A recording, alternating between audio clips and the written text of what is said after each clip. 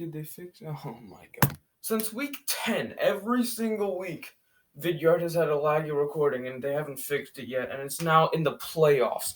Anyway, yes, we are now in the playoffs, as I just said 5 seconds ago. Weekly Football Updates 18.0, because it's no longer the regular season, and there are 17 weeks in the regular season. So, here we go. There were 6 games in a wild card weekend. I'm going to be going over the games in more details because I'm done with everything else and stuff, so I need to make these videos not short. First game was the Bills and the Colts. Pretty much exactly what I expected would happen happened. The Bills won, but the Colts kept it close. Final score was 27-24. The Colts had to try out Hail Mary in the last play.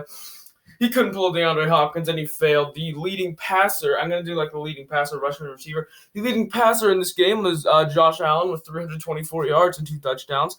The leading rusher was Jonathan Taylor with 78 yards and a touchdown, and the leading receiver was Stephon Diggs with 128 yards and a touchdown. The next game was the Rams against the Seahawks, and by the way, the other one was the Bills hosted. They were the 2 seed, Colts were the 7. This one, the Rams were the 6 seed, and Seattle was the 3 seed, and the Rams pulled off the upset. Final score was 30-20, so that's pretty cool. The leading passer was Russell Wilson with 174 yards and 2 touchdowns. The leading rusher was Cam Akers, who had a game, 131 yards and a touchdown. Then you got DK Metcalf as the leading receiver with 96 yards and 2 touchdowns, which isn't really surprising.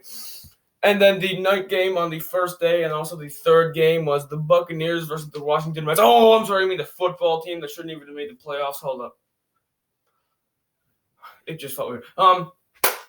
So that happened. The leading passer was, the Buccaneers won 31-23. They were the first wildcard team, and the football team was the hosting. So everyone thought the Buccaneers would win, and they did. Tom Brady was the leading passer with 381 yards and 2 touchdowns. Then you got Fournette as the leading rusher with 93 yards and 1 touchdown.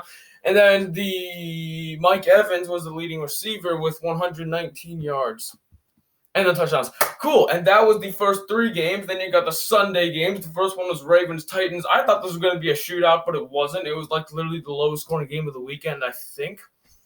No, it wasn't. Never mind. It wasn't. No, what am I talking about? The Ravens pulled it off 20-13. The Titans came up to a 10-0 lead and then got outscored 3-20 the rest of the game. They held Derrick Henry to 40 yards. So that's pretty cool. Lamar Jackson had 179 yards and 1 pick. He was the leading passer. He was also the leading rusher with 136 yards. Oh, my God. And 1 touchdown, which was a 48-yarder, by the way. The leading receiver was Marquise Brown with 109 yards. Okay, cool. Next, you got the 5th game of the weekend.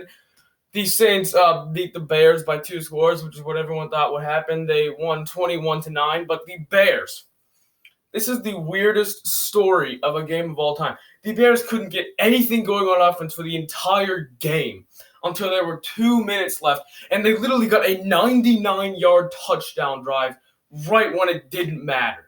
With 2 minutes left, they were down 3 scores. You could have done that earlier in the game, and then on the last play, he threw a touchdown, and that's why it's 9, because they had 3, and it turned into 9 because they didn't kick an extra point, because, final score was 21-9, by the way. Saints won. They're moving out of the division round. Leading passer was Drew Brees with 265 yards and 2 touchdowns.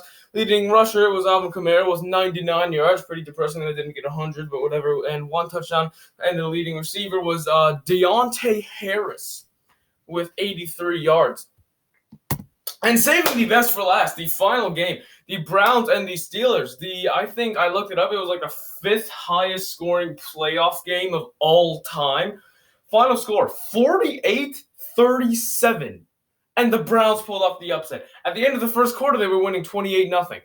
Somehow, because the GOAT Marquise Pouncey, the Steelers center, yeeted it over the top of Ben Roethlisberger's head in the first snap, and they got a touchdown 14 seconds into the game, then scored 3 more because the Steelers defense decided to not do anything.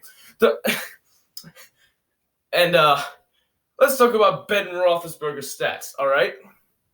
47 of 68, 501 yards, 4 touchdowns, 4 picks. First of all, that is an all-time NFL record in playoffs or regular season for the most completions in a game. He had 47. The previous record was 45.